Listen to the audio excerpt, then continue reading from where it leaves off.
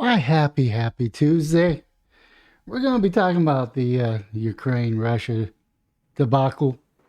This is probably going to be a boring video. There's a lot of information to cover just over one article that I found on Twitter. This is from the LouRockwell.com and also from the UNZ review, the UNZ review. Hopefully, they don't get mad at me before reading their article. But I think it's important. I think the information is important. I think we should look at all sources when it comes to our news.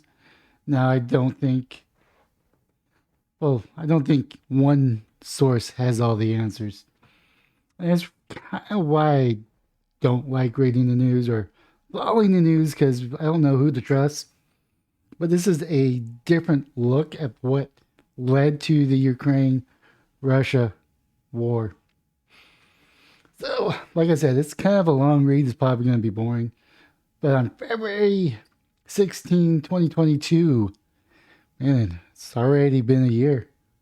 A full week before Putin sent combat troops into Ukraine, the Ukrainian army began heavy bombardment in the area in East Ukraine, occupied by mainly ethnic Russians, even though they're more Slavic, but that's all right. Officials from the Observer Mission of Organization for Security and Cooperative Europe were located in the vicinity at the time to keep a record of the shelling as it took place. Can't read either. What the OSCE discovered was that the bombardment dramatically intensified as the week went on until it reached its peak in February 19th, when a total of 2,026 artillery strikes were recorded. Keep in mind that the Ukrainian army was in fact shelling civilian areas along the line of contact that were occupied by other Ukrainians. I think it's almost an 8-year civil war. I think it was 8 years. All I know is a lot of years that Ukraine was in the middle of a civil war. There is some pro-Russia people. There's some debate whether or not it was Russia invading or whether or not it was just people that want to be part of Russia. And you have the Ukrainian government under Zelensky, and probably a person before him was trying to cleanse Russia from their country to establish their own culture. And they were purging a lot of Russian culture, and that also includes humans. We want to emphasize that the officials from the OSCE were operating in their professional capacity, gathering first-hand evidence of the shelling in the area, but their data shows that Ukrainian forces were bombing and killing their own people. This has been documented and has not been challenged. So the question we must ask is the bombardment and slaughter of one's own people an act of war? I guess you consider bombing an act of war. We think it is, and if we are right, then we must logically assume that the war began before the Russian invasion, which was launched a full week later. We must also assume that Russia's alleged unprovoked aggression was not unprovoked at all, but was appropriate humanitarian response to the deliberate killing of citizens. In order to argue that Russian invasion was not provoked, we would have to say that firing over 4,000 artillery shells into towns and neighborhoods where women and children live is not a provocation. Who will defend that point of view? No one, because it's absurd. Killing citizens in Donbass was a clear provocation, and provocation was aimed at goading Russia into a war. And as we said earlier, the OSCE had monitors on the ground who provided full documentations of the shelling that took place, which as close as ironclad eyewitness testimony as you're going to get. This, of course, is a major break from the official narrative, in quotations, which identifies Russia as the perpetrator of hostilities, but as we shown that the simple isn't the case, or simply isn't the case. The official narrative is wrong. I don't know if this site has the official narrative or the correct narrative. This is just a different viewpoint. Even so, it might not be surprised that you know that most of the mainstream media completely omitted any coverage of the OSCE fact-finding activities in East Ukraine. The one exception was Reuters, that published a deliberately opaque account published on February 18th titled Russia Voices Alarm Over Sharp Increase of Donbass Shelling. Here's the excerpt. Russia Foreign Minister Sergei Lavrov, hopefully I'm saying his name right, voiced alarm on Friday over sharp increase of shelling in eastern Ukraine and has accused the OSCE Special Monitoring Mission, glossing over what he said were Ukrainian violations in peace process. Washington and his allies have raised fears that the upsurge in violence in the Donbass could form part of Russia's pretext to invade Ukraine. Tensions are already high over Russian military buildup to the north, east, and south of Ukraine. We're very concerned by the reports in recent days. Yesterday and the day before, there was a sharp increase of shelling using weapons that are prohibited under the Minsk Agreement, Lavrov said, referring to peace accords aimed at ending the conflict. So far, we are seeing a special monitoring mission to doing the best to smooth over all questions that point the blame of Ukraine's armed forces, he told news conference. Ukraine military on Friday denied violating the Minsk peace process and accused Moscow of waging an information war and says that Kyiv was shelling citizens. Allegation says that they were lies designated to provoke it. Russia alarms over sharp increase in Donbass shelling. Reuters knows the clever way Reuters frames its coverage so that it claims that Ukrainian military are given as much credibility as the claims of Russian foreign minister. What Reuters failed to point out that the OSCE reports verifies Lavrov's version of events while disproving the claims of the Ukrainians. It is the job of the journalist to make the distinction between fact and fiction, but once again, we see how agenda-driven news is not meant to inform, but to mislead. I would ask those politicians and pundits in Washington, D.C. who are agitating for pouring more weapons into Ukraine and how the United States would react if Russia was arming Mexico drug cartels with weapons that were killing American citizens. You know the answer. The American public would be howling in rage and demand retaliation. If you think that Russians, whose history is written in blood of centuries of invaders, do not care about the threat that NATO presents on its western border, then you know nothing of Russia's tenacity in beating back such threats. These are very dangerous times. Quote Larry C. Johnson, son of a new revolution. The point we're trying to make is simple. The war in Ukraine was not launched by a tyrannical Russian leader, Putin, bent on rebuilding the Soviet Empire. This is where I disagree with the article. I do think that Putin wants the glory of the old USSR back, but he knows that he's not going to be able to do that. So rebuilding the Soviet Empire, the narrative was a fraud that cobbled together by neocon spin meisters. That's an interesting word. Spin meisters or meisters. Trying to build public support for war with Russia. The facts I'm presenting here can be identified on the map where the actual explosions took place and were recorded by the officials whose jobs was to fulfill that very task.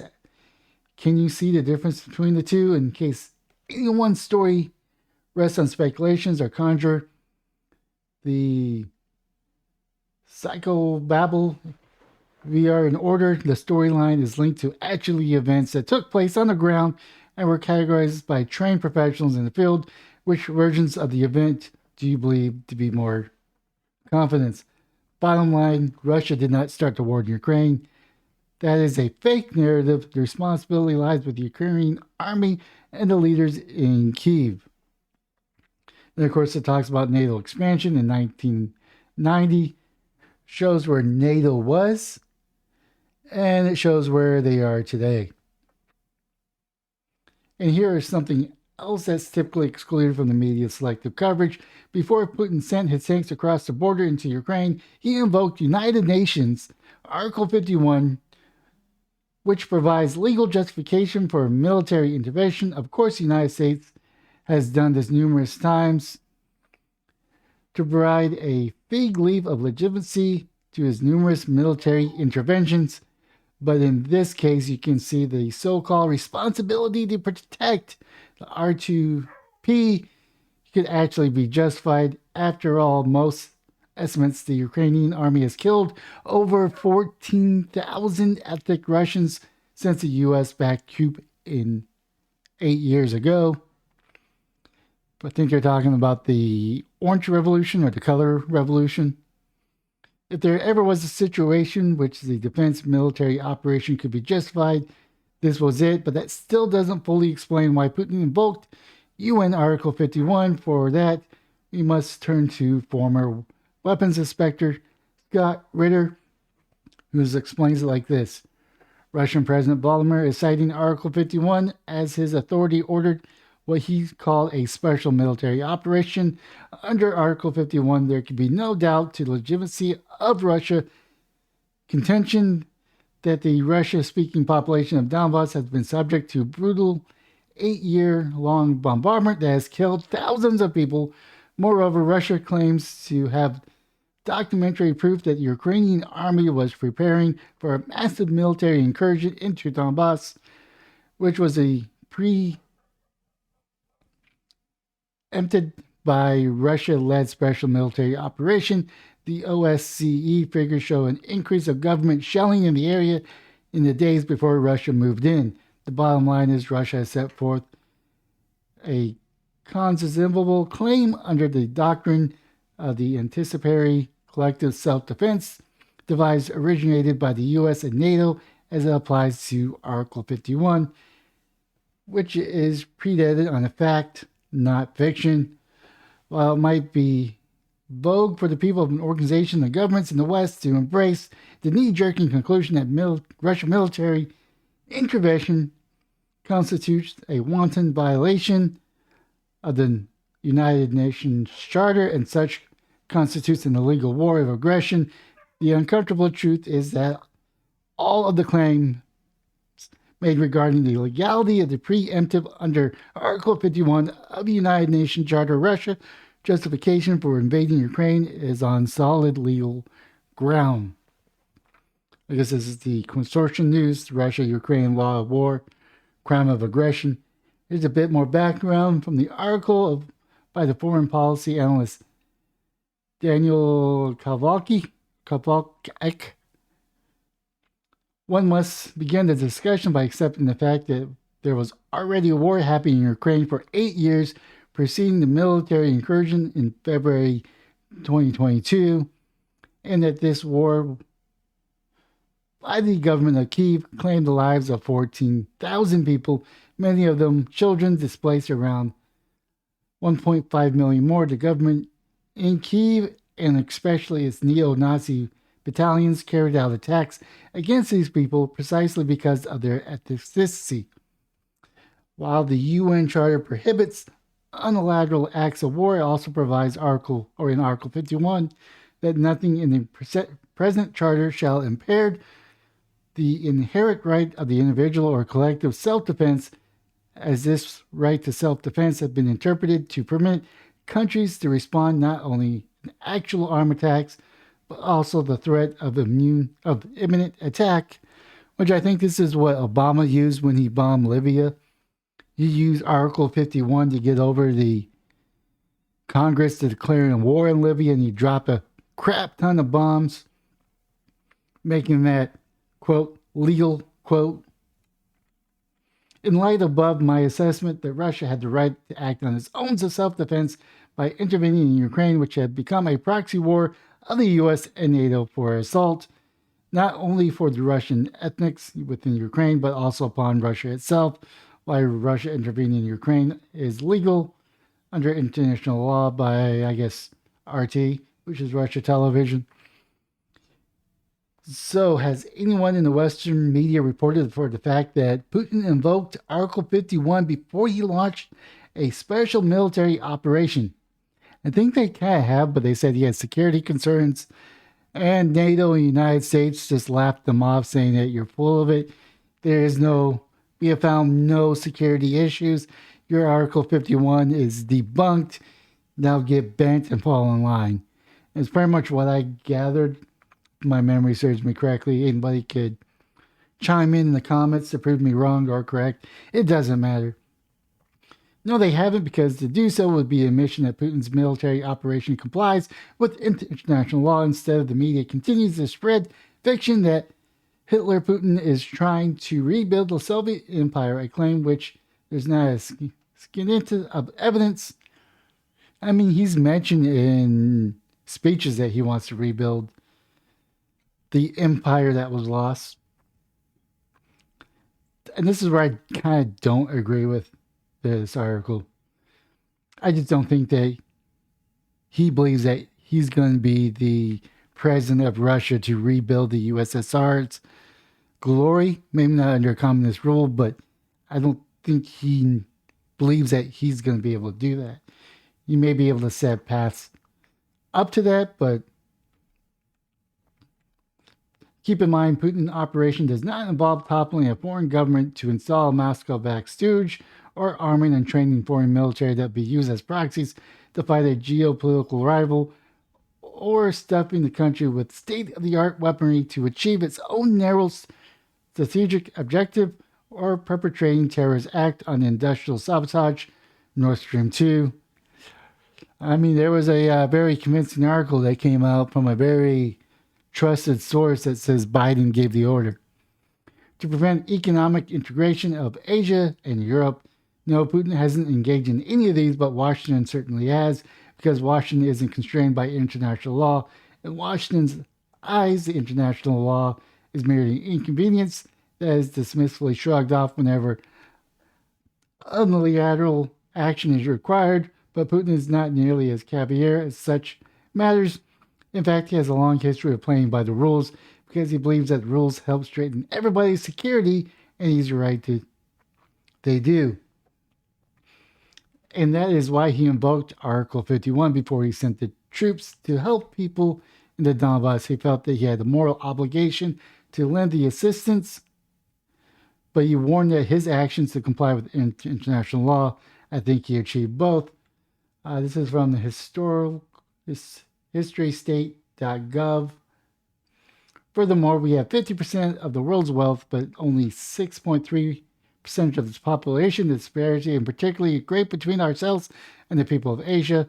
This situation we cannot fail to be objective, and envy and resentment are real tasks in coming period to devise pattern of relationship which permits us to maintain this position of disparity without positive determinant and national security. To do so, we would have to dispense with all sentimentary and daydreaming of our attention. We have concentrated everywhere in our immediate nation objective. We do not need to deceive ourselves. We can only afford today the luxury of altruism and the world benefactor. This is the U.S. Imperial Planner George Kennan, an architect of the First Cold War, wrote in 1948. It just repeats about that. Here's something else you never see in the Western media. You never see the actual text of Putin's security demands that were made full 2 months before war broke out. And the reason why you won't see is because his demands were legitimate, reasonable, and necessary. All Putin wanted was basic assurance that NATO was not planning to put bases, armies, missiles, sites on Russia's border. In other words, he was doing the same thing that all responsible leaders should do to defend the safety and the security of their own people. Pretty much Article 1, parties shall cooperate on the basis principles of indivisibility, equal and undiminished security, into these ends, shall not undertake action to participate or support activities that affect security of one party, shall not implement security measures adopted in each party. Yeah, you can pretty much go through all the articles. I'll have probably a link to this so you can read it. It doesn't take a genius to figure out Putin was worried about. He was worried about NATO expansion, in particular, emergence of a hostile military alliance backed by Washington groomed Nazis occupying territory in his western flank. That was unreasonable of him. Should he have embraced U.S. backed Russia foes and allowed them to place some missiles at his border? What would have been the prudent thing to do? We can deduce from the list of demands. Firstly, we can deduce he's not trying to reconstruct the Soviet Empire as MSS relentlessly insists. The list focuses exclusively on security-related demands, nothing else. Second, it proves a war that could have been easily avoided has Zelensky simply maintained the status quo and formally announced that Ukraine would remain neutral. In fact, Zelensky actually agreed on neutrality with negotiation with Moscow in March, but Washington prevented the Ukrainian president from going through with the deal, which means Biden administration is largely responsible for the ongoing conflict. RT published an article today stating clearly that the agreement had been reached between Russia and Ukraine in March, but the deal was intentionally scuttled by the US and UK. Washington wanted a war. Third, it shows that Putin is a reasonable leader whose demands should have been eagerly accepted. Was it unreasonable for Putin to ask that the party shall refrain from deploying their armed forces military alliance in which there was such a deployment that could have been perceived by the party as a threat to national security? Or was it unreasonable for him to ask that the party shall eliminate all existing infrastructure for deployment of nuclear weapons outside of their national territories? What exactly are unreasonable demands that Putin was supposedly made? They aren't any. Putin has made no demands that the U.S. wouldn't have made if the shoe was on the other foot. Think of the Cuban Missile Crisis. Fourth, it proves that war is not a struggle for Ukrainian liberation over democracy. That is hogwash. The war is aimed at weakening Russia and eventually removing Putin from power. Those are overriding goals. The issue with removing Putin from power is we don't know what comes next. We could have someone that's more Stalin-esque, someone more of a George Bush, I guess both senior and junior. That would amp up the war tactic. We don't know what comes after Putin. It's a legitimate question to ask. What comes after Putin? Is it going to be someone that's going to be even more aggressive towards Ukraine? Or someone that's willing to play ball with the Western allies and bend over? I don't know. These are legitimate questions that need to be asked. What that means is Ukrainian soldiers are not dying for their country. They're dying for the elitist dream to expand NATO, crush Russia, encircle China, and extend U.S. hegemony for another century. Ukraine is merely the battlefield in which great power struggle is being fought. The number of points that we're trying to make in this article is who started the war. Answer: Ukraine started the war. Was Russian invasion a violation of international law? The answer is no. The Russian invasion should be approved under United Nations Article 51. Could a war have been avoided if Ukraine declared neutrality and met Putin's reasonable demands? Yes, that war could have been avoided. The last point of details is the Minsk Treaty and how dishonest Western leaders is going to affect the final settlement in Ukraine. I am convinced neither Washington nor NATO allies have any idea the severity of the international relationship has been decimated. The Minsk betrayal in a world where legally binding agreements can be breezily discarded at the time of political expediency. The only way to settle a dispute is through brute force. Did anyone in Germany, France, or Washington think about this before they acted? But first, some background of the Minsk. And this is how many tanks are confirmed to go over. The aim of the Minsk Agreement was to end fighting between the Ukrainian army and the ethnic Russia in Donbass region in Ukraine.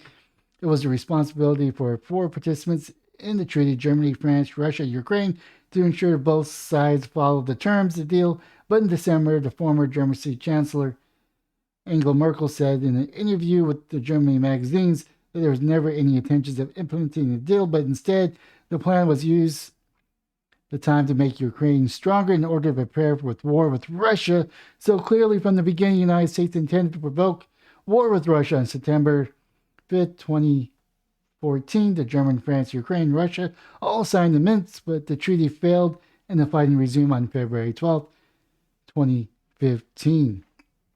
Musk 2 was, not months, but the Minsk 2 was signed, but that failed as well. Please watch a short segment on YouTube by Amit Sagputa, who gives a brief rundown of the Minsk and the implications. I describe a piece of it myself. Any mistakes are mine. I'm not going to read that because that's a lot of text. But pretty much, they're making the case that NATO pressured Ukraine to sign this temporary peace deal to build up their strength, to train their military, and provoke Russia into war. That's the argument they're pretty much making, and this is pretty much probably breaking down Putin's knowledge that this was a mistake. Yeah.